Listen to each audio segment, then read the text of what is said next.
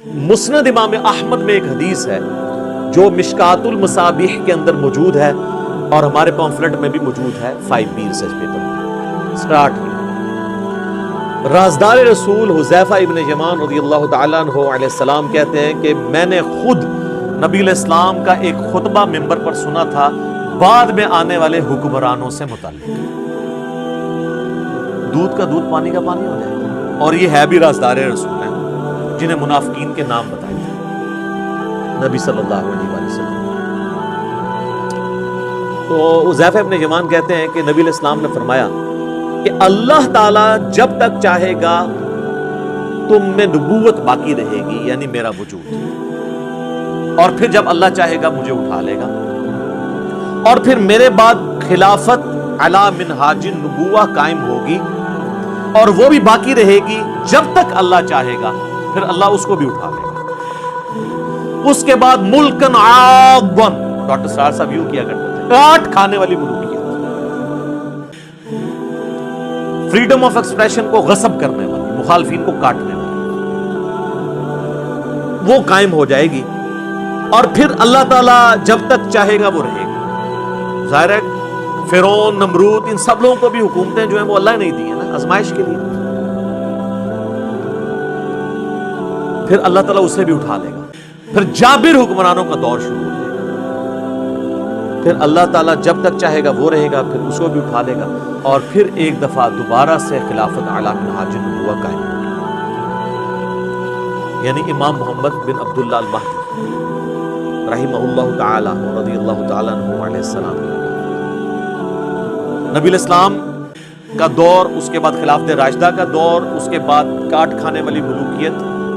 جو ہے وہ بنو امیہ اور بنو عباس کا دور 500-600 سال تک،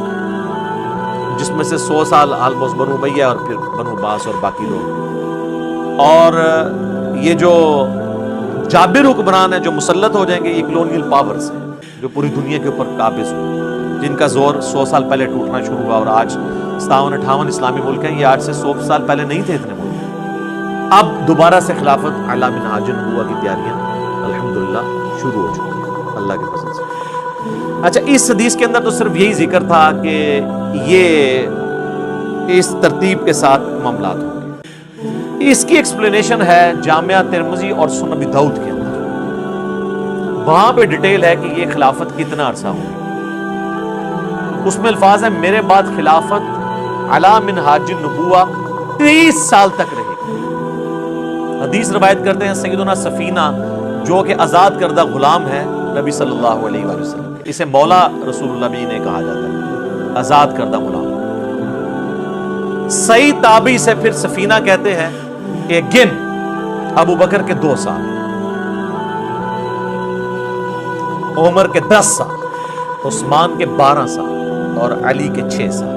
اور علی کے بھی جو 6 سال ہیں وہ 5.5 سال مولا علی کے ہیں اور 6 مہینے سیدنا حسن ابن علی کے ہیں، وہ بھی خلافت راشدہ ہے. یہ 41 ہجری ربیع الاول میں صلح حسن ہوئی، اور ربیع الاول کے اندر تاریخ کنفرم نہیں لیکن مہینہ ربیع الاول کا تھا. نبی علیہ السلام کی ڈیتھ ہوئی 11 ہجری کے اندر. یہ ٹوٹل 30 سال بنتے ہیں، اور خود امام نے تیمیہ بھی مانتے ہیں کہ صلح حسن کے اوپر خلافت راشدہ ختم ہوئی اور نبی علیہ السلام کی پیش گوئی پوری ہوئی. تو ان کا جو شاگرد ہے نا سعید تابعی، ابو داؤد کے الفاظ ہیں، وہ کہتا ہے کہ یہ جو بنو امیہ کے لوگ ہیں، آل مرمان، بنو زرقا، نیلی آنکھوں والے، یہ تو کہتے ہیں کہ علی علیہ السلام خلیفہ ہی نہیں ہے. حضرت سفینہ کو غصہ آتا ہے، وہ کہتے ہیں کہ یہ بنو زرقا کی پیٹھ سے جھوٹ نکلا ہے جہاں سے یہ ہوا خارج کرتے ہیں. اور ترمذی کے الفاظ ہیں ان کی اپنی جو حکومت ہے یہ شریر ترین بادشاہت ہے، بدترین بادشاہت ہے. یہ علی کو خلیفہ نہیں مان رہے، یہ تو خود شریر ترین بادشاہ ہے. وہ تابعی جب کہتے ہیں نا کہ بدترین بادشاہ ہیں، یہ وہ جب صحابی کہتے ہیں حضرت سفینہ اور 30 سال خلافت ہے، تو وہ کہتے ہیں پھر حضرت معاویہ کون ہے؟ تو انہوں نے کہا حضرت معاویہ جو ہے وہ مسلمانوں کا پہلا بادشاہ ہے، یعنی انہوں نے کہا خلافت راشدہ سے باہر. یہاں بھی ہمیں ایکسپوز ہو گیا کہ وہ کس کو سنگل آؤٹ کر رہے تھے. ابھی بھی تسلی نہ ہو تو اس کا ایک اور طریق ہے، المصنف ابن ابی شیبہ کے اندر اس میں الفاظ ہیں کہ یہ بنو امیہ بدترین بادشاہت ہیں اور ان کا پہلا بادشاہ معاویہ بن ابی سفیان ہے۔ بخاری کے الفاظ ہیں کہ مروان بن حکم جو کہ حضرت معاویہ کی طرف سے رضی اللہ تعالیٰ عنہ گورنر تھا حجاز کا، اس نے مسجد نبوی میں خطبہ دیتے ہوئے حضرت معاویہ کے بیٹے یزید کا ذکر خیر کرنا شروع کر دیا، اور اس میں حدیث کے الفاظ ہیں تاکہ حضرت معاویہ کے بعد اس کی بیعت میں لوگوں کو آمادہ کیا جائے۔ وہی جو ہمارے حکمران بھی کرتے ہیں امت کے وسیع تر مفاد میں، میرے عزیز ہم وطنوں، وہ ساری باتیں وہی بنی، اور انہوں نے کہا کہ بھئی اللہ تعالیٰ نے ہمارے امیر المومنین کو یہ بات سجھائی ہے، وہ چاہتے ہیں کہ اپنے بیٹے کو خلیفہ نامزد کر دیں۔ تو بخاری کے الفاظ ہیں وہاں پہ عبد الرحمن بن ابی بکر، حضرت بکر صدیق کے بیٹے کھڑے ہوئے، اور یہ وہ بیٹا ہے جو حضرت عائشہ کا سگا بھائی ہے اس اعتبار سے کہ باپ اور ماں بھی کامن ہے۔ اور امام بخاری ذرا شریف النفس آدمی تھے، تو انہوں نے صرف اتنا لکھا کہ عبد الرحمن بن ابی بکر کھڑا ہوا اور انہوں نے کچھ کہہ دیا، وہ کیا کہا وہ ہم آپ کو بات میں آگے بخاری کے الفاظ چلتے ہیں کہ مروان بن حکم نے کہا پکڑو اس کو، تو پتہ چل گیا کوئی چوبے والی بات کی، تو حضرت عبد الرحمن بن ابی بکر جو ہے وہ جو کہ مسجد نبوی میں بیٹھے ہوئے تھے فوراً سے حجرہ عائشہ میں داخل ہو گئے اپنی بہن کے پاس۔ تو اب ظاہر ہے کہ سیدہ عائشہ کی تو کوئی تو اس طریقے سے نہیں کر سکتا تھا، تو اس کا غصہ نہیں ٹھنڈا ہوا۔ مروان بن حکم نے باہر سے کہا کہ او ابو بکر کے بیٹے، وہ تیرے بارے میں قرآن میں آیت نازل ہوئی ہے سورہ الاحقاف کی آیت نمبر 17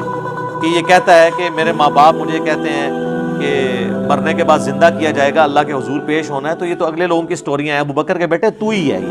یہ تو ہی وہ کافر ہے جس کے بارے میں آیت نازل ہوئی، نعوذ باللہ۔ اسی لیے سورہ احقاف کی تفسیر میں ابن کثیر کو یہ حدیث لانی پڑی ہے، اور امام بخاری نے بھی سورہ احقاف کی تفسیر والا جو چیپٹر ہے نا اس کے اندر یہ حدیث لی ہے۔ یہ کہتے ہیں شان نزول بتائیں، اے لوگ لبو شان نزول، اے شان نزول کا تمہیں بڑا شوق ہے نا، آگے پیچھے سیاق و سباق بھی بتائیں، سلف کا فام بھی بتائیں، فام لے لو سارے۔ تو بخاری کے الفاظ ہیں حضرت عائشہ کو غصہ آیا، انہوں نے اندر سے کہا کہ آل ابی بکر کے بارے میں کوئی آیت قرآن کی نازل نہیں ہوئی ہے سوائے جو میری برات میں سورۃ النور نازل ہوئی جب ان کے اوپر جھوٹی تہمت لگائی گئی۔ وہ جو ہے نا کہ مروان نے جو خطبہ دیا تو اس خطبے میں یہ بھی الفاظ تھے کہ ہمارا امیر المومنین اپنے بیٹے کو بنانا چاہتا ہے، تو ابو بکر نے بھی تو عمر کو بنایا ہی تھا نا، تو حضرت عمر کو ابو بکر کے بیٹے تھے، تو پھر ظاہر ہے کہ ابو بکر کے بیٹے کو تو غصہ آنا تھا نا کہ نام تو میرے باپ کا لے رہا ہے اور مثال کتنی غلط فٹ کر رہا ہے، تو وہ کھڑے ہو گئے۔ امام بخاری نے کہا کچھ کہا، باقی کتابوں میں پھر ان حدیث کی کتابوں میں آتا ہے، حاکم میں، مسائل کبریٰ میں، کہ انہوں نے کھڑے ہو کر کہا کہ سیدھا سیدھا کہا کہ تیرا امیر المومنین کیسر و کسرا، رومنس اور پرشین امپائر کے جو بادشاہ اور شہنشاہ تھے نا، وہ ملوکیت ان کے طریقے پہ چلنا چاہتا ہے، ابو بکر عمر کے طریقے پہ نہیں، ورنہ تو ابو بکر کا طریقہ یہی والا تھا تو پھر عبد الرحمن بن ابی بکر بیٹھا ہوتا نا خلافت کے اوپر، اور حضرت عمر کا طریقہ ہوتا تو عبداللہ بن عمر بیٹھا ہوتا رضی اللہ عنہ اجمعین وعلیہ السلام اجمعین۔ تو اس پہ انہوں نے کہا پکڑو اس کو، اور پھر آگے آتا ہے کہ حضرت عائشہ نے حجرے سے کہا اسکت، خاموش ہو جا، اور وہ جو بخاری کے الفاظ ہیں کہ جی آل ابی بکر کے بارے میں سورہ نور کی آیات نازل ہوئی ہے۔ آگے ان کتابوں میں ملتا ہے کہ حضرت پھر عائشہ کا غصہ نہیں ٹھنڈا، انہوں نے کہا ہاں تیرے بارے میں نبی علیہ السلام نے فرمایا تھا جب تو اپنے باپ کی پشت میں تھا کہ حکم پر لعنت، اس کی اولاد پر لعنت، تو اسی حکم کا بیٹا ہے نا مروان بن حکم، تو اسی لعنت کا ٹکڑا ہے اپنے باپ کی، تو باپ بیٹا پہ تو رسول اللہ نے لعنت کی ہوئی ہے، اور ان کو مدینہ بدر کر دیا تھا نبی علیہ السلام نے۔ حضرت عثمان کے رشتہ دار تھے، پورا زور لگایا، حضرت بکر نہیں مانے، حضرت عمر نہیں مانے، پھر جب حضرت عثمان خلیفہ بنے تو انہوں نے حسن سلوک کی وجہ سے ان کو لے آئے، اور پھر یہی باپ بیٹا گاٹے فٹ ہو گئے، حضرت عثمان کی شہادت کا سبب یہی مروان بنا ہے، پھر حتیٰ کہ انہوں نے اپنی بیٹی کا رشتہ بھی کر دیا۔ اس حدیث کے اندر یہ لعنت کے الفاظ، بلکہ مسند ابی یعلا کے اندر اس کو سپورٹیو ایک حدیث ہے کہ حسن و حسین بیٹھے ہوئے تھے علیہم السلام، اور مروان مدینے کا حاکم خطبہ دے رہا تھا، اور اس نے اس میں کہا کہ اہل بیت تو ہے ہی لعنتی لوگ، حضرت حسین سے بھی صبر ہوتا تھا، انہوں نے کہا ہم تو لعنتی نہیں ہیں، ہمارے شان میں تو قرآن میں آیات ہیں، البتہ تو اور تیرے باپ کے اوپر نبی علیہ السلام نے لعنت فرمائی تھی، تو یہ جو روایتیں ہیں نا اس کو سپورٹو کئی ایک روایتیں ہیں کہ یہ لانتی لوگ تھے. لعنت عربی میں کہتے ہیں اللہ کی رحمت سے دور, یا اس کو آپ ہماری زبان میں کہتے ہیں منحوس لوگ, نحست پہ ہی جنا ہوتے ہیں. ٹھیک ہے, یہ آپ کو پتا چل گیا کہ یہ کہتے ہیں نا جی وہ یعنی بڑا مشورہ ہوا, یہ وہ جی اتنے صحابہ نے بیعت کر لی تھی, ایک اس طریقے سے یہ تحفہ مسلط ہوا ہے.